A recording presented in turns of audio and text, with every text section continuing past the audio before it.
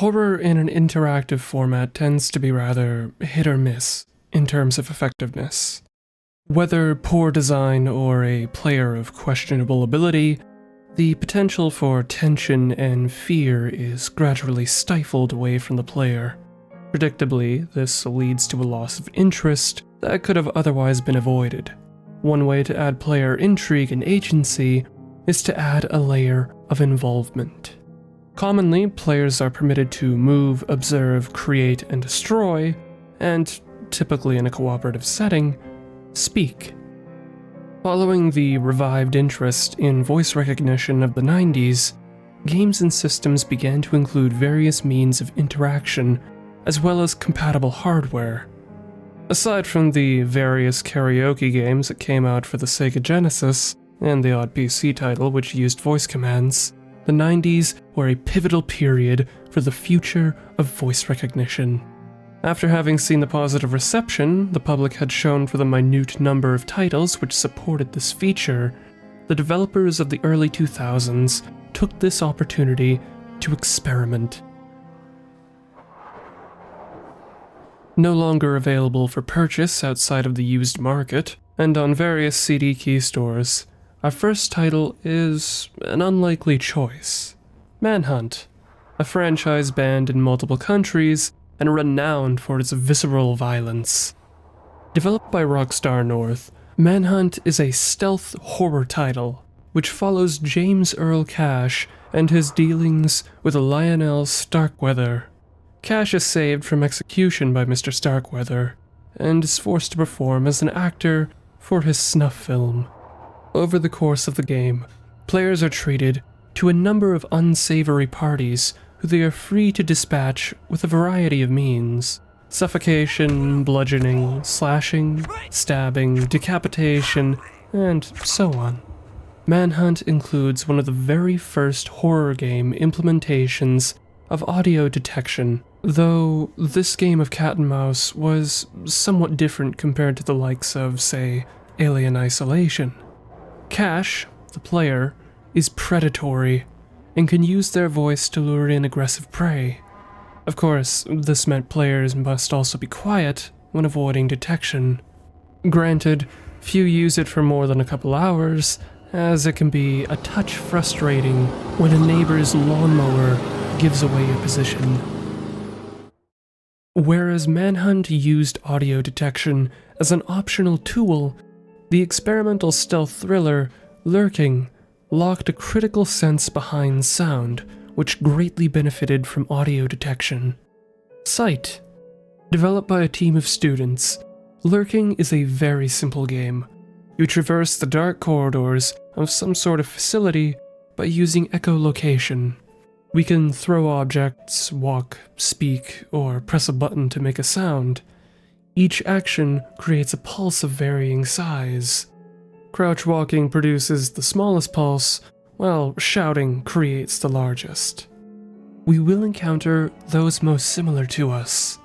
They look human enough, but do not behave as such. They too rely on echolocation and disappear when shrouded in silence. This makes even the slightest peep an immensely risky move, assuming they idly lurk in the dark. By locking one sense behind another, Lurking incorporates an added layer of challenge. Comparing the two once more, the worlds of both Manhunt and Lurking react to sound in a very similar way. Audio can be used to your advantage, luring those who stalk you, but it can also play as a detriment, attracting unwanted attention. The difference being, Lurking requires us to make noise in order to progress, while Manhunt does not. Developed by Spacetronaut, Are You With Us is presented as an instructional video guide to performing a seance, and our final entry. In our case, we will use it as a virtual Ouija board. Before us is a table, situated against the backdrop of red curtains and a nightly drizzle. We have 3 candles, which we may light and extinguish as we deem necessary. A small chalkboard to our left, which we may draw or smudge, and what appears to be some sort of recorder, and of course, our Ouija board. We may interact with any object on the table, but so might our ethereal guest. At times, things may change.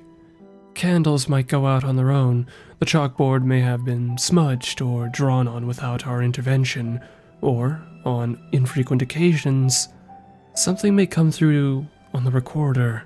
It isn't entirely clear what triggers an opportunity to speak. Utilizing the Ouija board gives us responses correlating to tarot cards, but sometimes something isn't quite right with the results. Whether or not that holds any bearing on the voice components is anyone's guess. What sets Are You With Us apart from the other titles is that it goes beyond audio detection and implements true voice recognition in the form of seemingly pre-written questions, which we are prompted to ask. This is most similar to the likes of modern titles such as Phasmophobia, where players are able to ask various questions over a spirit box. Despite having gone over such a small number of titles which support voice recognition, we have seen most of what the feature has to offer. It's a shame, really, that the experimentation with such a feature has seemingly stagnated to the point where, even in the indie scene, originality is practically non-existent. And given that the horror genre is one of the most, if not the most oversaturated, it's equally disappointing to have seen so few implement even a basic level of voice recognition. Audio detection, on the other hand, is much more prevalent in comparison, while remaining far less impressive. Perhaps we might see some innovations in the near future, what with complex AI chat models being prepared for game usage. Only time will tell. Happy Halloween all. I trust everyone is in better health than I. There is another project in the pipeline, much larger and without the interference of a plague. For now, this shorter entry ends here. Thank you for your time and support, no matter how brief, and happy Halloween to you all.